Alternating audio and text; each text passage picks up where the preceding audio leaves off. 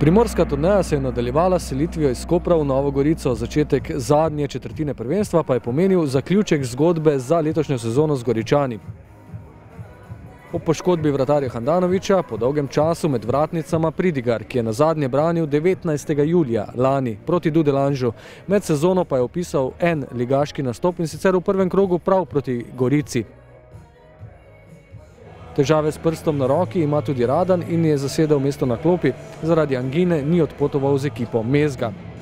Zasedba, ki je šla na igrišče v rumeni opremi, je takoj prevzela pobudo in ob podjetnejši igri iskala pot do mreže. Osmoljenec dvoboja pa je postal Nejc Potokar, ki je zaradi poškodbe moral iz igre že v 19. minuti.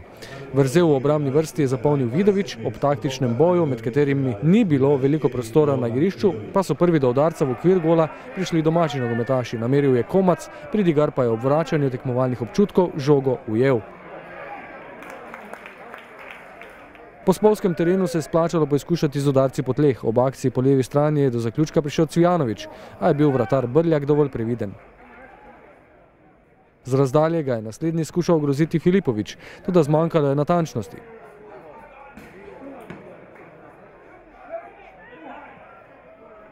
Pred odmorom še nekaj živahnosti pred mariborskim golom. Po protinapadu, ki so ga izpeljali Novogoričani, je Galeš iz 20 metrov usmeril žogo proti desnemu kotu, dobro pa je posredoval Pridigar in odbil kot. Po kotu je žoga padla pred Jogana, ki se je znašel v obetavni situaciji, vendar ni zadel cilja.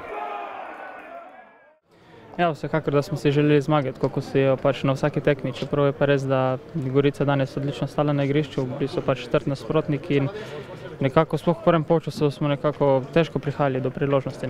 Pol v drugem polčasu, čim so se malček odprli, se pač pokazala tista razlika in škoda pač, ker nam ni uspelo zadeti.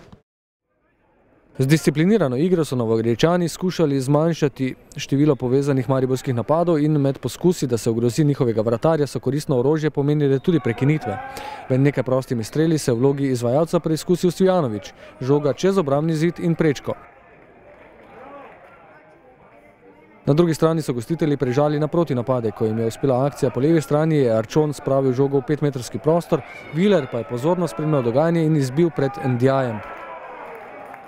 Po odzivu sklopi menjava v konici napada in Volaš takoj po vstopu v igro do priložnosti po kotu, ki ga je izvajal Ibrahimi. Vratar Brljak je uspel žogo ukrotiti pred golovo črto.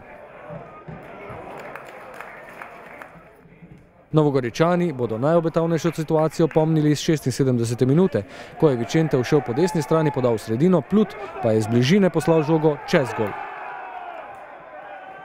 Bližji zmagi so bili vendarle gostujoči nogometaši. Sodniški podaljšek je bil že v drugi od skupaj 4 minut, ko je kot izvajal Cvijanović, zadel pred golom Tavaresa, ki je z glavo spretno nameril, žoga je letela proti mreži, toda zadela prečko in se odbila ob tla pred golovo črto.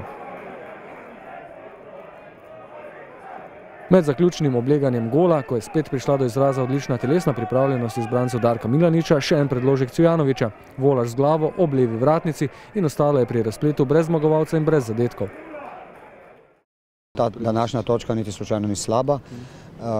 Če pogledamo, da smo imeli 2 izredno težka gostovanja v 3 dneh, da se je mogoče danes poznalo tudi to, da smo imeli po izredno težki tekmi v Kopru, tudi stresni, ko smo lovili rezultat in res fante so oddelali, ko se spodobi, je mogoče nas v nekem trenutku tudi danes zmanjkalo te svežine, da bi obetavne akcije, ki smo jih imeli v zadnjih trenutkih tekme, mogoče boljše izvedli, tako da je ta točka na današnji tekmi v redu. Mariborska ekipa se še 6. zapored v prvenstvenih obračunih vrača iz Nove Gorice neporažena.